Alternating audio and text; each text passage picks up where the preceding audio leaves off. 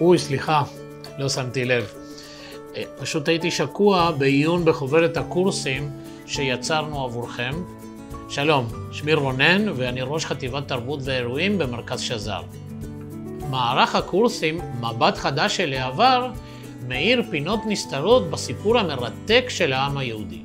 תוכן הקורסים מוגש על ידי טובי החוקרות והחוקרים, נשות ואנשי אקדמיה בישראל, וזו גם ההזדמנות להשתתף במפגש חברתי למי שרוצה להגיע פרונטלית לקורסים, או פשוט לצפות מהספה בזום מכל מקום בארץ ובעולם.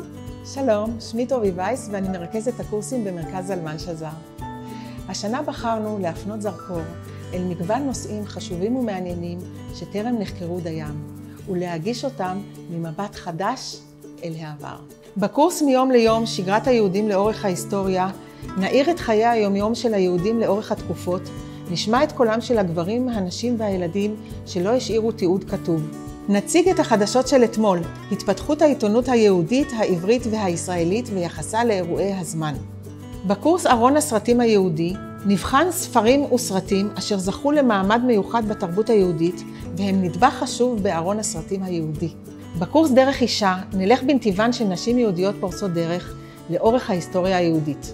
בקורס ביידיש נצא למסע בין מרכזי תרבות מפוארת זו מווילנה לניו יורק.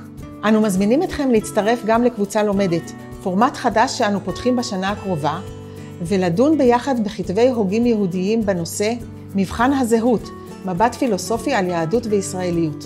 בהמשך להצלחת סדנאות הכתיבה בשנים החולפות, אנו שמחים לפתוח סדנת כתיבה באביב למשתתפים חדשים המעוניינים לצאת למסע מופלא בשבילי הזיכרון ולקנות כלים פשוטים ויצירתיים לכתיבת סיפור חיים באווירה של קשב ואמפתיה.